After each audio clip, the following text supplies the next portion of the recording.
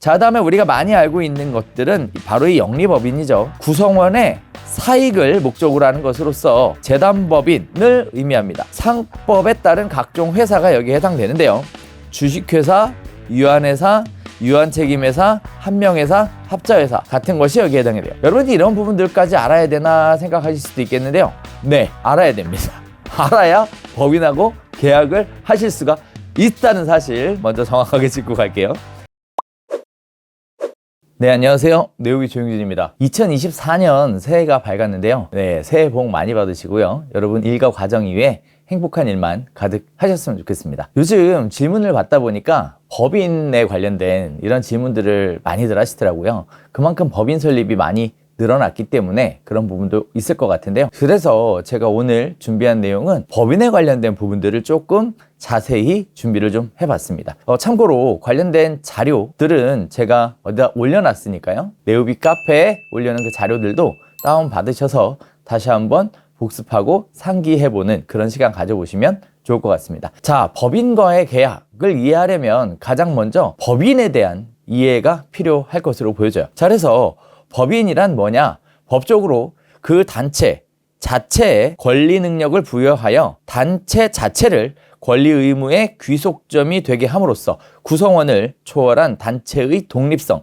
단일성을 보장한 것이 법인제도다. 이렇게 설명하고 있는데요. 한편으로 얘기하면 법에서 인정해주는 사람이다. 이렇게 생각하면 쉽게 이해가 될 것 같습니다. 자, 진짜 중요한 내용은 여기에 나오게 되는데요. 자, 요 두 번째 단락에 보면 이런 얘기가 나와요.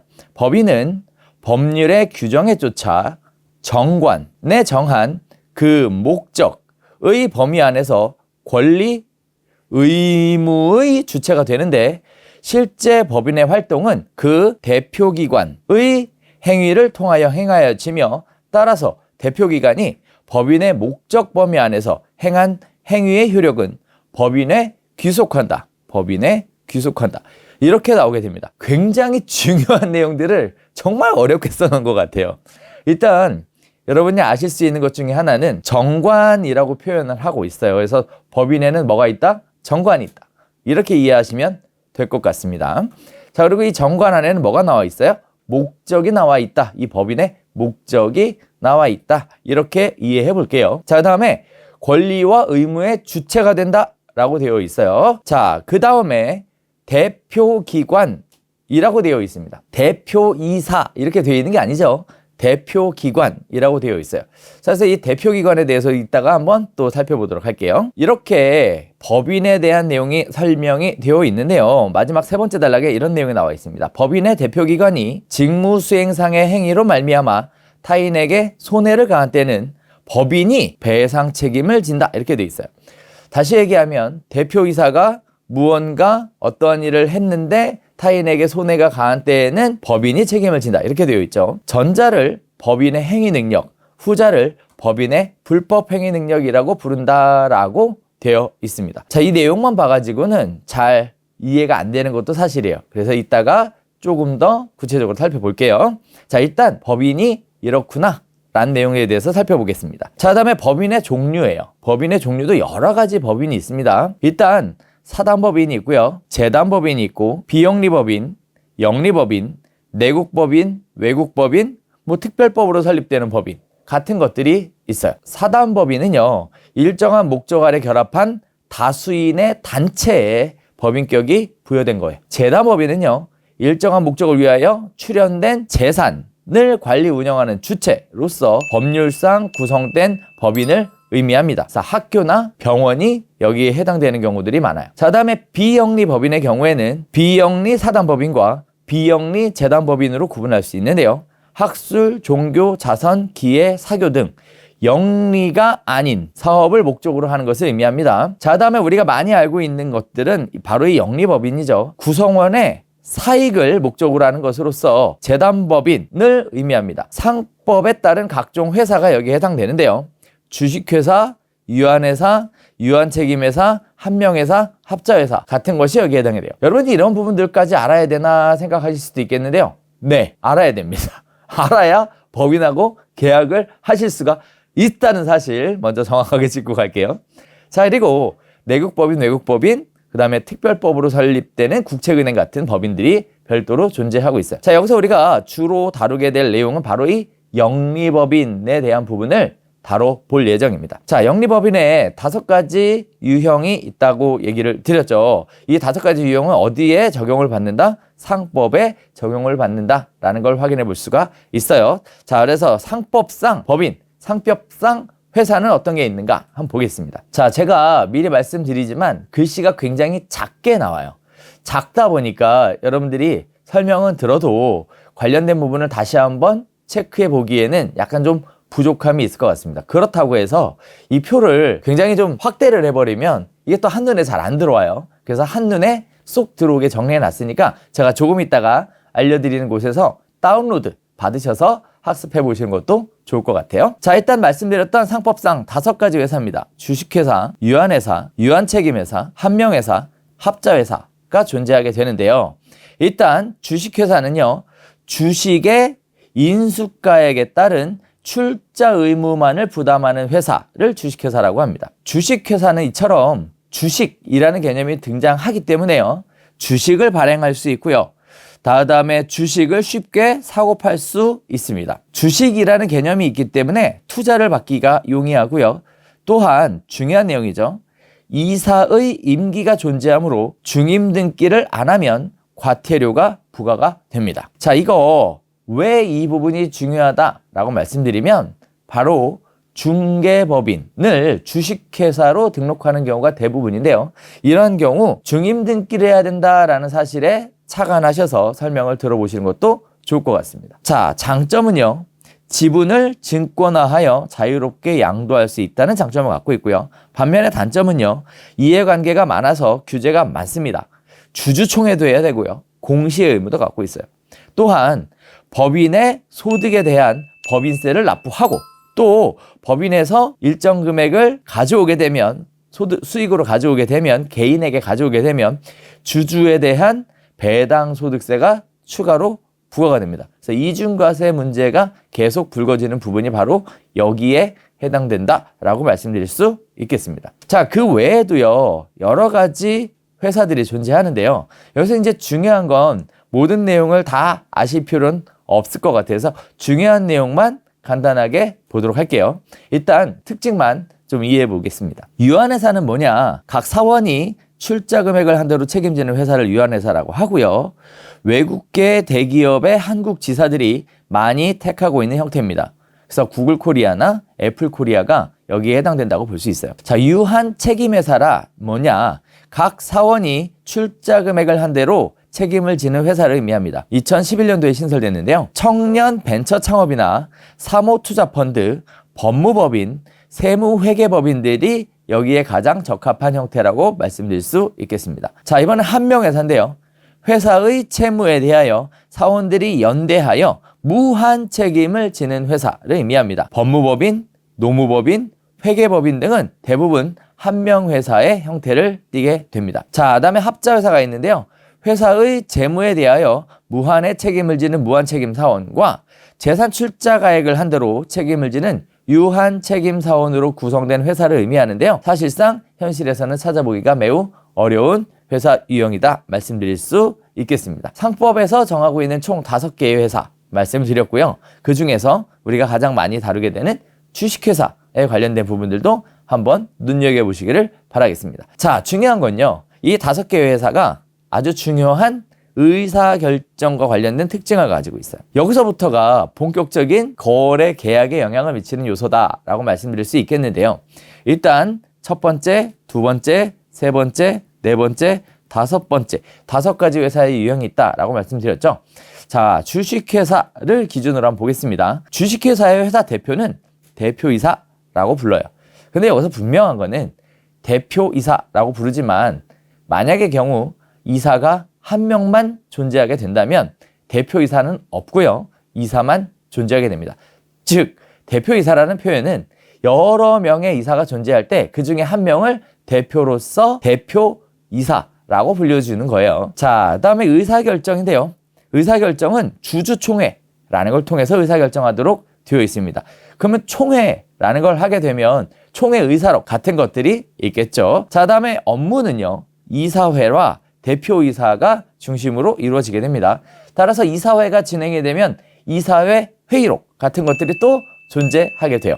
자, 그리고 감사를 할 수 있는데요. 감사기관은 감사가 감사를 할 수 있도록 되어 있습니다. 자, 그렇다면 대사의 대표, 대표이사, 그리고 주주총회라는 개념이 나왔는데요. 자, 그다음에 또 업무 집행에 이사회와 대표이사 이런 단어들이 튀어나오게 되는데요. 따라서 상법상 법인의 임원에 대한 부분을 한번 살펴볼 필요가 있을 것 같아요. 뭐 주주에 대해서는 주식을 가지고 있으면 주주니까 이해하기 어렵지 않으시겠죠? 자, 그래서 상법상 법인의 임원에 대해서 한번 살펴볼 텐데요. 일단 중요한 건 다들 아실 거예요. 1인 법인도 설립이 가능합니다. 1인 법인. 자, 그래서 이사 1명으로 구성된 1인 법인이 가능하고요. 또한 이사 1명과 감사 1명으로 구성된 법인이 가능해요. 여기서 중요한 거는 이사 1명만으로 법인을 설립하는 경우에는 법인 설립 비용이 조금 더 비싸요. 그래서 별도의 공증 절차를 받아야 되기 때문에 비쌉니다. 그래서 대부분의 경우에는 이사와 감사 2명이 법인 설립을 하고요. 그리고 감사를 해임하는 형태로 1인 법인들을 많이들 설립을 하세요. 자, 그리고 감사는 당연히 있어야 되는 거고 이사가 2명이 존재를 하는 경우에는 그 중에 1명을 대표이사의 대표격을 띠고 있는 대표이사라고 하게 됩니다. 자, 여기서 상법상 주식회사의 경우에는 이사에는 임기가 존재하게 되죠. 대표이사도 이사예요. 따라서 이사에는 임기가 존재하게 되기 때문에 중임하여 등기를 해 주어야 할 의무를 가지고 있습니다. 그래서 등기 의무를 갖고 있어요. 자, 상법상 법인. 그러면 이제 여러분들이 생각해 보셔야 될 게 과연 누구하고 계약을 하게 될까요? 이런 부분들을 구체적으로 생각을 해 보셔야 되겠죠. 말이 나온 김에 중개법인에 대해서도 한번 살펴볼 필요가 있을 것 같아서요. 제가 중개법인에 대해서 좀 준비를 해봤어요. 왜 많은 사람들이 중개법인이란 제도가 있지만 중개법인을 활용하고 있지 않은 걸까요? 그 디테일한 속사정을 한번 살펴보도록 하겠습니다. 자, 일단요. 중개법인요. 상법상 아까 설명드렸던 5가지 형태 중 어떠한 형태로도 설립은 할 수 있습니다. 그리고 상호를 결정해야 되는데요. 공인중개사법에 규정된 상호와 상법상 규정된 상호가 같이 믹스가 되겠죠. 따라서 공인중개사법에 규정된 공인중개사 사무소 또는 부동산 중개라고 반드시 상호에 들어가야 되고요. 그리고 동시에 주식회사라고 들어가야 됩니다. 자, 주식회사를 예를 들어 설명하는 거고 만약에 주식회사가 아닌 경우에는 각각 다른 회사 명이 들어가야 되겠죠. 그리고 개인의 상호가 들어가야 되는데요. 자, 그렇다 보면 우리가 뭐 공인인증서를 만든다든지 통장을 개설한다든지 하다 보면 이제 그 상호가 계좌 이체할 때 이렇게 찍히게 되죠. 중개보수 받으셔야 되니까요. 자, 그래서 계좌에 찍히게 되면 이 상호를 어떠한 형태로 배열하는 게 좋을까에 대한 생각도 해볼 필요가 있어요.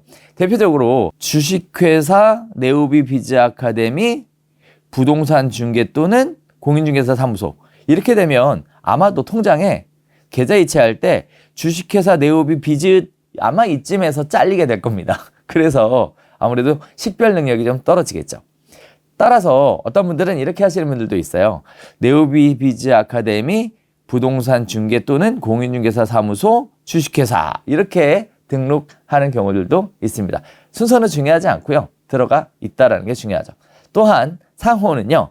동일 관내에 동일한 상호 사용이 불가능하다는 점, 이 점도 알고 계셔야 될 것 같아요. 자, 중개법인을 설립하는 경우에는 대표이사는 공인중개사이어야 합니다. 만일 공동대표로 법인을 설립하게 되는 경우에는 2명 다 공동대표인 모두가 공인중개사이어야 합니다. 자, 그리고 대표자를 제외한 임원, 이사나 감사는 3분의 1 이상이 공인중개사이어야 해요. 자, 그리고 일반적인 법인을 설립하는 경우에는 자본금에 관련된 규정이 폐지가 됐습니다. 그러나 중개법인을 설립하는 경우에는 여전히 자본금 5천만 원 이상이라는 규정이 살아 있어요. 그래서 이 부분도 지켜주셔야 됩니다.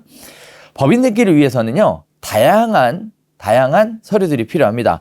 그래서 법인 정관이 필요한데요. 법인 정관에는 보통 스톡 옵션, 우리 사주 이런 내용들을 법인 정관에 넣어줄 수 있어요. 그리고 대표자의 급여도 법인 정관 안에 들어가고요. 중개법인의 고유 업무도 법인 정관 안에 포함되어 있어야 합니다. 그 외에 발기인 총회 회의록, 조사보고서, 주주명부, 주식인수증, 취임승낙서, 법원 신청서 같은 것들이 필요하고요. 뿐만 아니라 잔액증명서, 임원의 인감증명서, 주민등록등본, 인감도장, 주주의 보통도장, 임원 및 주주의 은행용 공동인증서가 필요해요. 다만 전자등기를 진행하는 경우에는 잔고증명서, 이 밑에 있는 서류 중에서는 잔고증명서가 있으면 된다, 이렇게 보시면 돼요.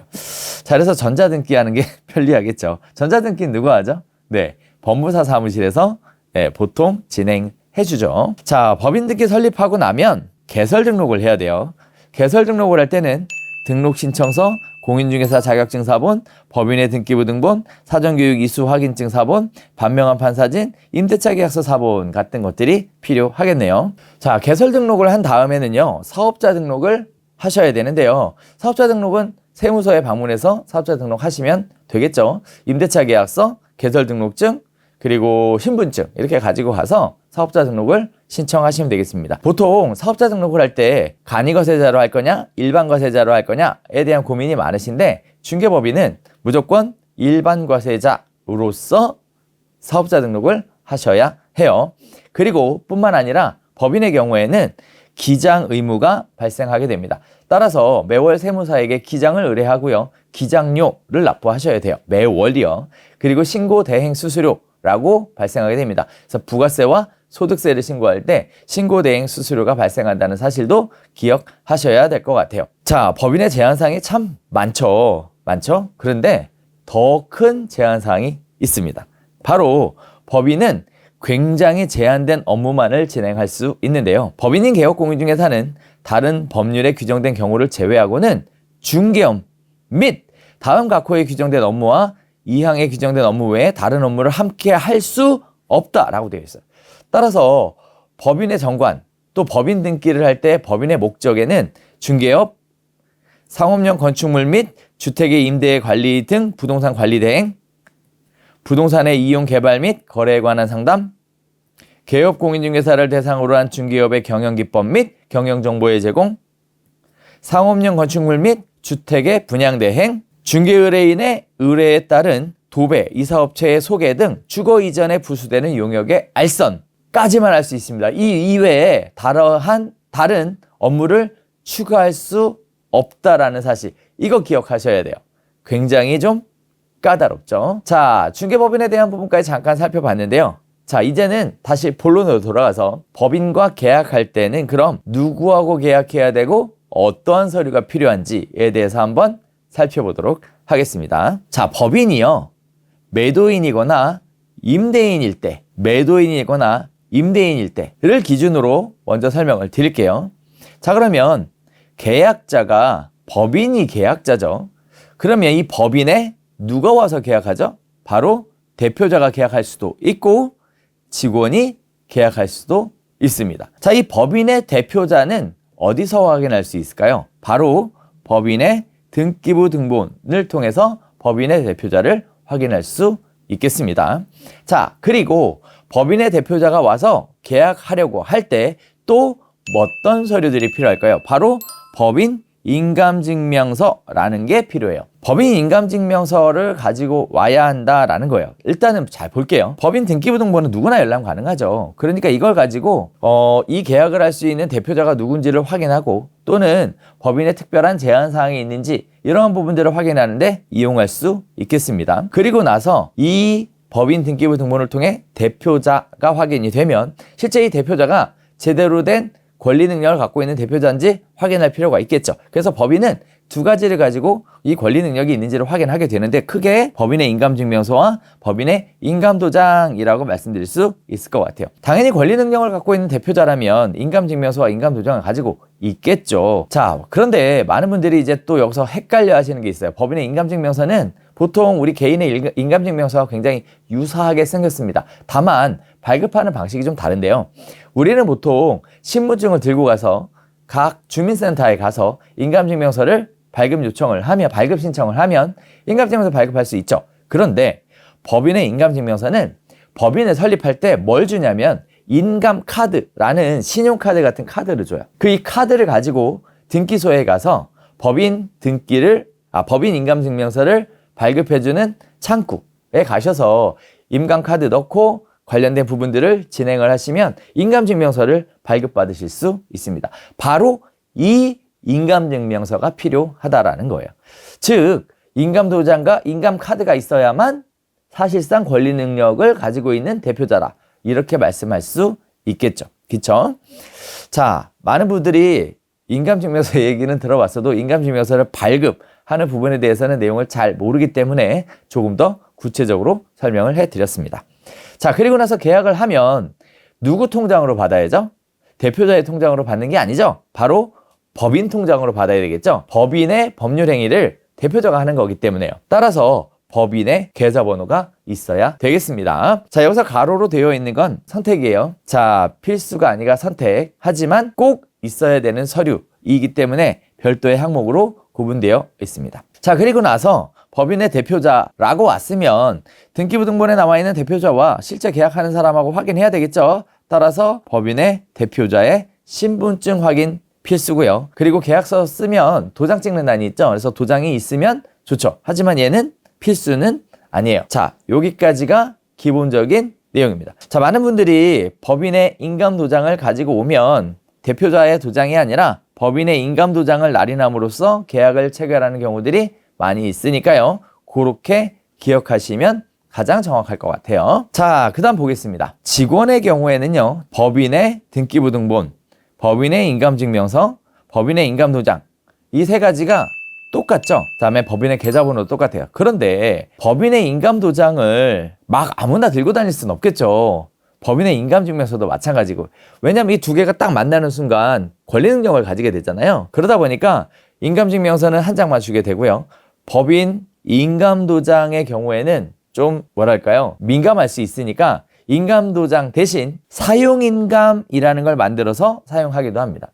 사용인감이라는 건 별게 아니고요. 사실 법인의 인감도장과 사용인감도장을 같이 찍어서 법인의 인감도장 대신 바로 이 사용인감으로 계약서를 체결할 수 있다 같은 용도를 지정해 놓고 만들어 놓은 것이 사용인감입니다. 자, 그래서 사용인감계라고 해서 두 개의 도장에 찍혀져 있는 종이 서류가 있어요. 그리고 법인의 사용인감 도장이 당연히 있어야 되겠죠.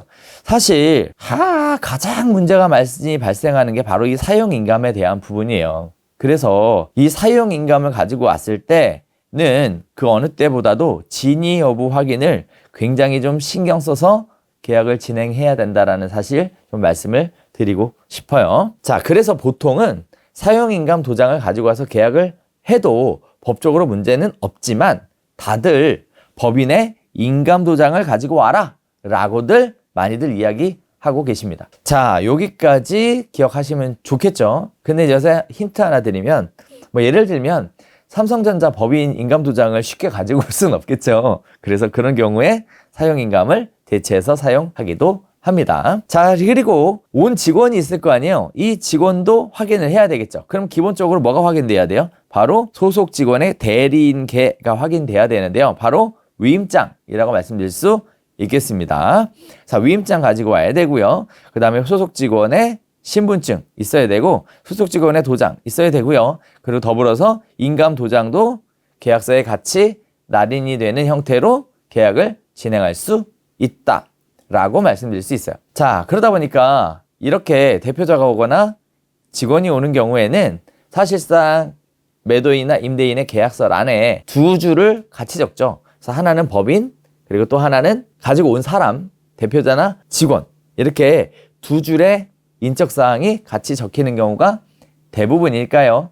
이렇게 확인하시고 계약하시는 것을 추천드립니다. 자, 그리고 나서 또 생각해 볼 필요가 있어요. 바로 매수인과 임차인일 경우입니다. 지금 보면 매도인과 임대인일 경우에 굉장히 까다롭게 확인을 해야 되죠. 왜 그러냐면 계약을 하면 돈을 받아가는 사람이기 때문에 그래요.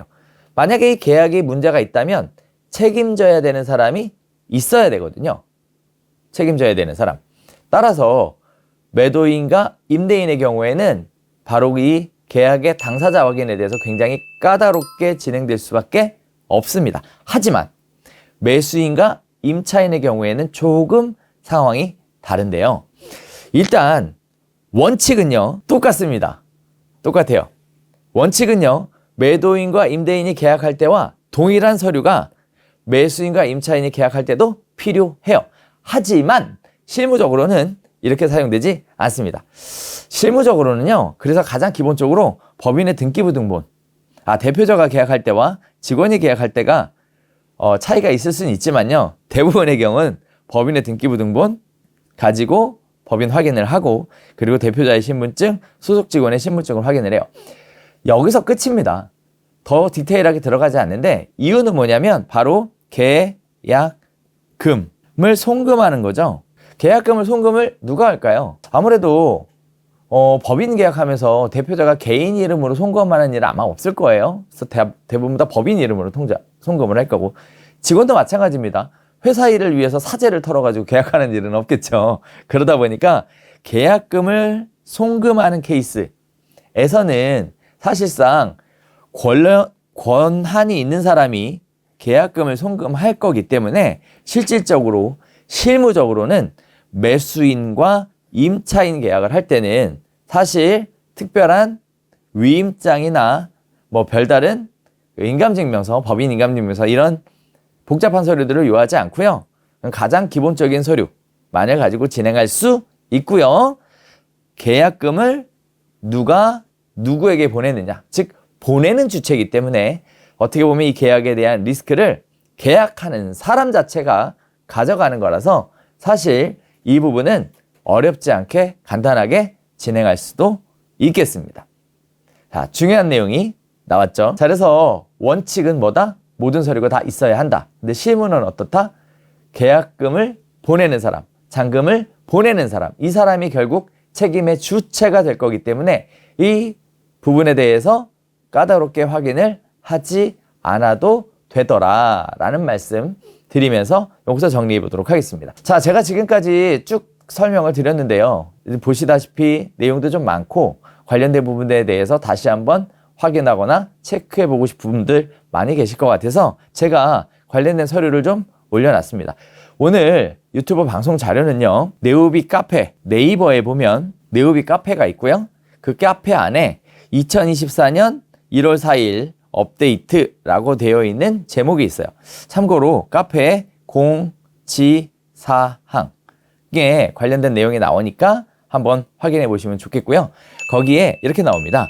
부동산 중개 공부할 때 꼭 필요한 자료들 이렇게 나와 있고요. 여기에 링크 주소 제가 넣어놨는데요. 이 링크 주소의 끝 번호만 잘 알고 계시면 바로 URL 주소를 입력해서 다이렉트로 찾아가실 수도 있으니까 이런 부분들은 확인해 보시면 좋을 것 같아요. 제가 만일의 경우를 대비해서 여러분들에게 요거를 한번 보여드릴까 하는데요. 자, 보시는 것처럼 카페 보이시죠? 자, 여기 지금 보면 자료가 올라가 있는 게 확인이 되실 거예요. 자, 그리고 밑으로 쭉 내려와 보면 여기에 법인과의 계약 총정리라고 되어 있는 파일, 이 파일 안에 자세하게 내용이 나와 있고요.